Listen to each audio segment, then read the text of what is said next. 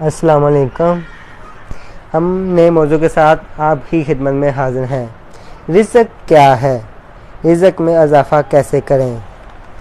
ہم رزق میں اضافہ کیسے کر سکتے ہیں؟ زندہ رہنے کے لیے جو بھی مال و اسباب اور وسائل کی ضرورت ہوتی ہے ہمیں اسے رزق کہتے ہیں، چاہے کھانے پینے کی اشیاء ہو، گھر ہو، مکان ہو، کاروبار ہو یا ضروریاتی زندگی کی اشیاء ہو، اس کو روزی کہتے ہیں۔ رزق کمانے کے دو طریقے ہوتے ہیں، نمبر 1 جائز طریقہ، نمبر 2 ناجائز طریقہ۔ نمبر 1 جائز طریقہ اسے کہتے ہیں، جائز طریقے سے کمانے والے رزق کو حلال کی کمائی کہتے ہیں، اور ناجائز طریقے سے کمانے والے رزق کو حرام کی کمائی کہتے ہیں۔ دنیا میں ہر ملک کے رزق کمانے کے اپنے اپنے طور طریقے اور قانون ہیں، اور ہر مذہب کے اپنے اپنے نظم و ضبط اور طور طریقے ہیں۔ اسی طرح اسلام کے بھی رزق کمانے کے اپنے قانون اور اصول اور نظم و ضبط ہیں۔ اسلام نے ہمیں حلال طریقے سے رزق کمانے کی نصیحت کی ہے اور حرام سے بچنے کی تلقین فرمائی ہے، اور رزق میں اضافہ کرنے کے کچھ طریقے بھی بتائے ہیں۔ نمبر 1 استغفار۔ قرآن میں ہے، تم استغفار کیوں نہیں کرتے تاکہ تم پر رحم کیا جائے۔ نمبر 2 ایک حدیث میں ہے، جو شخص کثرت سے استغفار کی کرتا ہے اللہ سے وہاں سے رزق عطا فرماتا ہے جہاں سے اسے گمان بھی نہیں ہوتا۔ اس آیت اور حدیث سے پتہ چلتا ہے کہ جو شخص استغفار کی کثرت کرتا ہے اللہ اس پر رحم فرماتا ہے اور اسے وہاں سے رزق عطا فرماتا ہے جہاں سے اسے وہم اور گمان بھی نہیں ہوتا۔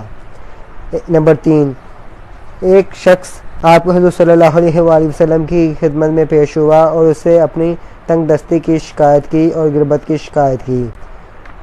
جب آپ نے حضور صلی اللہ علیہ وآلہ وسلم کو آپ کا اس شخص کا سارا محاذہ سنا تو اس کو ایک چھوٹا سا عمل بتایا جس پر عمل اس نے کیا، اور عمل کرنے پر اس کی غربت بھی دور ہوگی اور تنگ دستی بھی دور ہوگی۔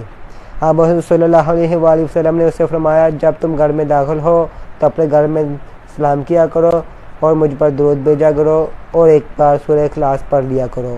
اس شخص نے چند ہی دن ایسا عمل کیا تو اس کی غربت بھی دور ہوگی اور تنگ دستی بھی دور ہوگی، اور وہ بہت سارے مال و اسباب کا مالک بھی بن گیا۔ نمبر 4 ایک اور حدیث میں آیا ہے کہ ایک شخص آپ حضور صلی اللہ علیہ وآلہ وسلم کی خدمت میں پیش ہوا اور اسے اپنے بیٹا کھو جانے کی شکایت کی اور اپنی غربت اور تنگ دستی کی شکایت کی۔ آپ حضور صلی اللہ علیہ وآلہ وسلم نے اس کا سارا محاذہ سنا اور اسے ایک چھوٹا سا عمل بتایا۔ وہ عمل یہ تھا، لا حول ولا قوت الا باللہ العلی العظیم۔ اسے اس شخص کو یہ چند ہی دن ایسا پڑھنے کو کہا تو وہ شخص اپنے گھر میں چلا گیا اور چند ہی دن ایسا عمل کیا، اور عمل کرنے کے بعد جب اس نے دیکھا کہ اس کا بیٹا گھر آ گیا اور بہت سارا مال و اسباب بھی گھر میں لے آیا۔ نمبر 5 درود کی کثرت کرنے سے بھی رزق میں اضافہ ہوتا ہے۔ نمبر 6 صدقہ کرنے سے بھی رزق میں اضافہ ہوتا ہے۔ نمبر 7 رشتہ داروں سے حسن سلوک کرنے سے بھی رزق میں اضافہ ہوتا ہے۔